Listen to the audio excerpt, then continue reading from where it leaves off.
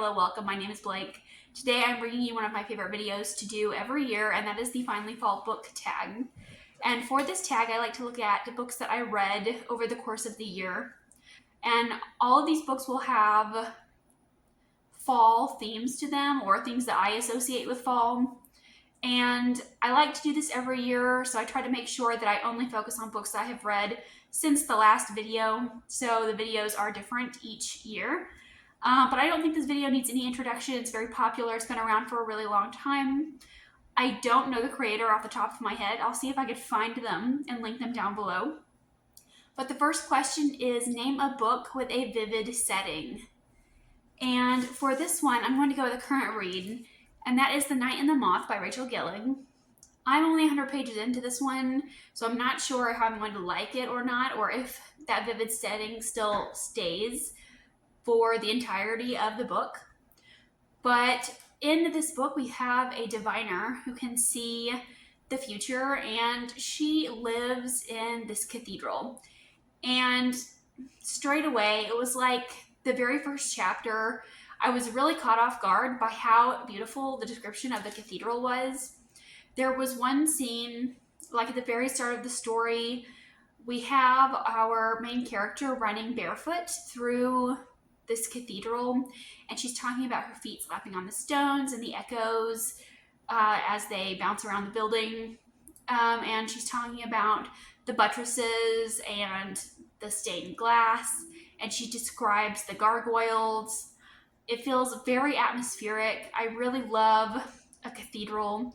I love Gothic architecture, and this book is bringing that all the way. I'm eating it up. And I hope that it continues setting-wise for the book. I feel like it's not going to, but I am hopeful. Next question is a book with themes of loss or grief. And for this one, I have the Ninth Reign Trilogy by Jen Williams. And this book doesn't have major themes of loss and grief, but I do feel like those themes are very present throughout the story, throughout the trilogy. So we have, in this world, there is this city called Abora, and this city has fallen. The god that ruled the city was a tree, and these people worshipped this tree and drank its sap, but the god of this city died.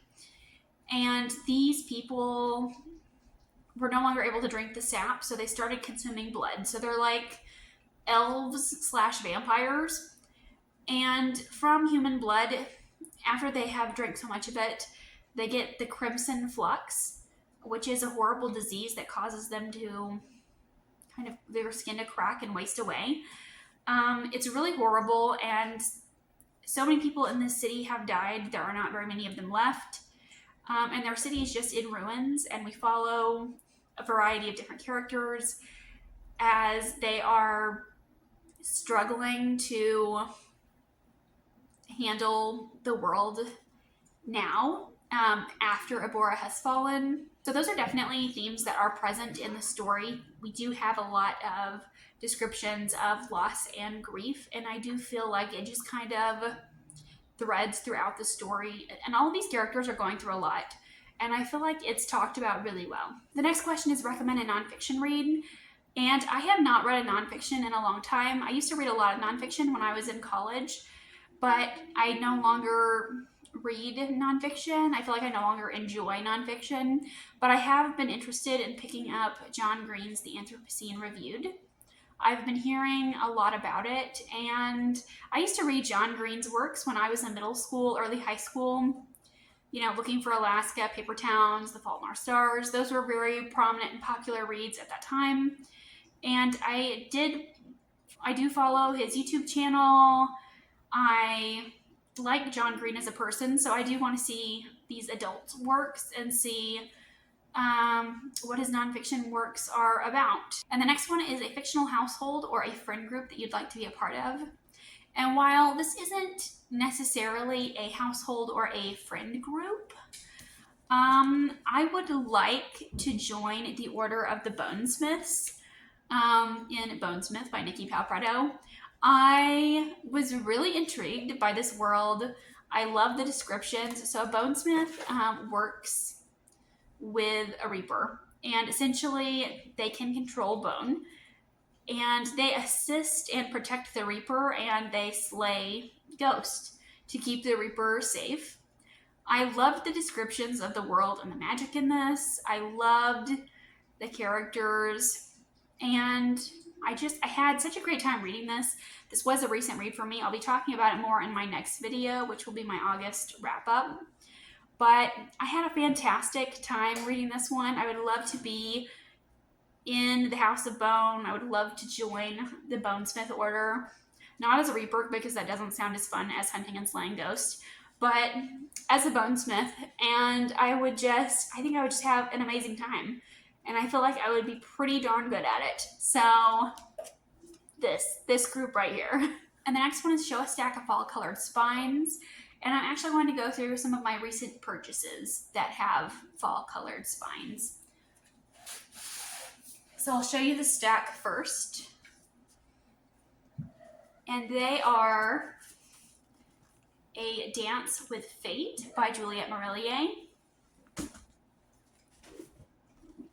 The Last Graduate by Naomi Novik, An Illusion of Thebes by Kate Glass, Fangs by Sarah Anderson, To Shape a Dragon's Breath by Monoquill Black Goose. I really love this cover. It's gorgeous. The Magician's Daughter by H.G. Perry. And lastly, The Monsters We Defy by Leslie Penelope. And next up, I have a book where someone is telling you their life story. And for this one, I have Empire of the Damned by J. Kristoff. I have talked about this book a lot this year. This is the sequel to Empire of the Vampire. And I just love it. I had a great time reading book 1, but I think that book 2 was even better. But we follow Gabriel de Leon, who is the last Silver Saint. And he hunted vampires because the sun stopped shining and vampires kind of rose up and took over the world. And Gabriel was part of an order to slay them.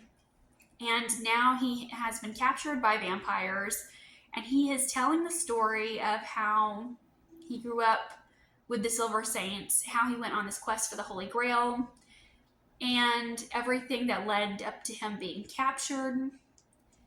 And he is telling this to a chronicler who is getting his life story. And Gabriel is definitely a character, that is for sure. He has quite a foul mouth, and I really enjoy his humor and kind of his outlook on things is very unique, I will say. But also in this book, we get a second POV, and that person is also telling us about the events that went down. And there seem to be some inconsistencies. I feel like we're building up to a big grand finale. We have a lot of questions that have yet to be answered in the final book that's coming out. And the next question is a dark or creepy read. And for this one, I have The Year of the Witching by Alexis Henderson. And this one is not creepy, I would say, but it is dark. So we follow our main character, Emmanuel, who has grown up in this town. And it feels like a very culty society. And Emmanuel's mom had Emmanuel out of wedlock.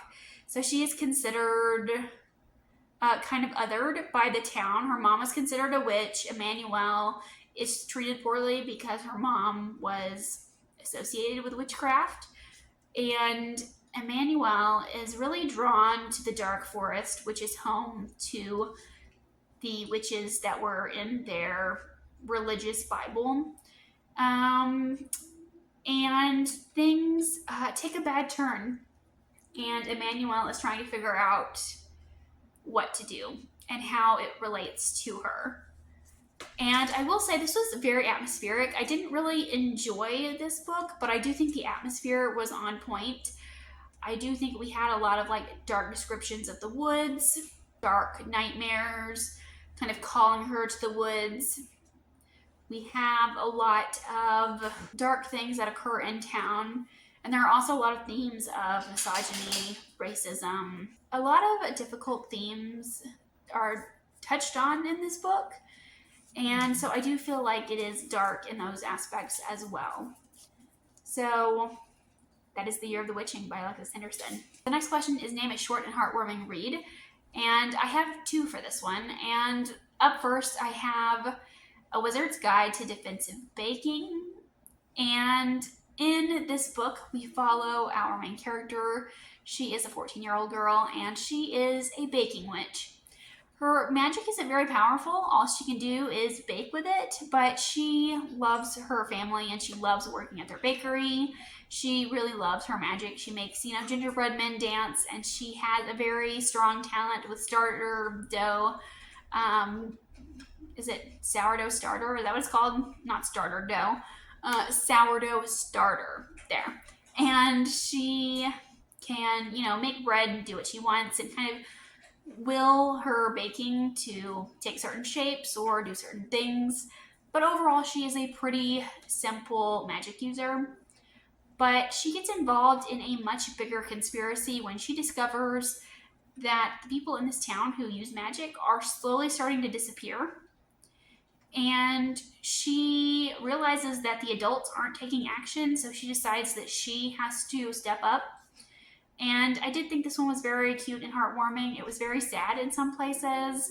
She has kind of a ragtag group of friends, and she has, a pet sourdough starter, and she has a little gingerbread man who's like her familiar. It's a very cute book. And I adored our main character and kind of how the struggle. Excuse me, Bodhi, don't sit on me. I'm back here. Are you sitting on all of my books? That is so rude. He is so rude. So clingy. He has to be touching me all the time. Sir, I don't think we're both going to fit up here. Okay. So, yes. And she has to take on something much bigger because all of the big wizards are disappearing or they're not there. So she's like, well, I will have to step up. And I love her friends and the way that she interacts with people and how she never gives up. It was a really cute and wholesome story. I'd say it's a middle grade read, but I thought it was really adorable. And this next one, I wouldn't describe as heartwarming, but it is short. And that would be 6 Scorched Roses by Carissa Broadbent. This is a Beauty and the Beast retelling. We follow a young woman who is a scientist, and she visits this vampire on the edge of town. And she says, I will bring you a rose each time I visit you in exchange for a vial of your blood. Because there is this plague that's going around, and it's killing off the people in the village, and her sister has caught this disease. So she is trying to figure out how to stop it, and she realizes that vampires are immune. So she's trying to figure out what's special about vampire blood that makes them immune to this disease. And so that's kind of the setup for the story. It does kind of have like a Beauty and the Beast vibe to it. And Beauty and the Beast is one of my favorite fairy tales. I feel like fairy tales are very fall themed for me. I really love a retelling in the fall.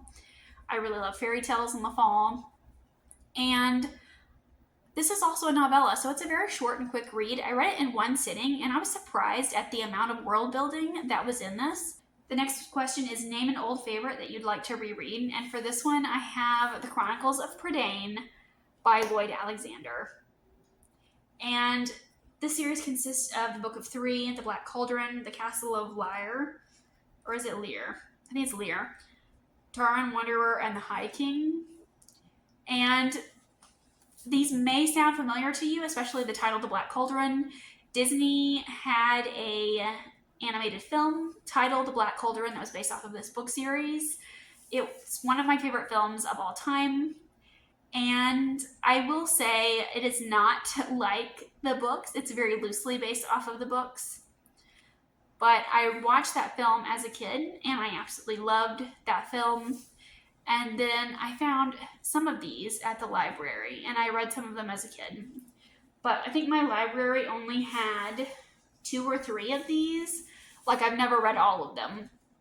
I believe I've read The Book of Three, The Black Cauldron, and Tarid Wanderer, but like I haven't read the rest. So I would really love to go back and reread these to completion because I love the movie. I remember I loved the books, and I just had some really nostalgic feelings. Like when I found the series as an adult, I picked it up a couple of years ago, and I really want to return to it and see if it holds up still. And the next one is, what are your cozy reading accessories? I feel like the answer to this question changes all the time, but I really like to listen to music while reading books, so I definitely need headphones. I really love listening to playlists, from YouTube. Like, shout out to the people out there who make like the classical music playlist for book series, or like the ambient music playlist. You guys are the best. Love you. And some of these like popular series definitely have playlists out there, so I look them up if I can. And if not, I just try to find a vibe that fits the book. I never used to eat while reading books, but I've been getting into eating popcorn lately. I've been like snacking on popcorn while I read.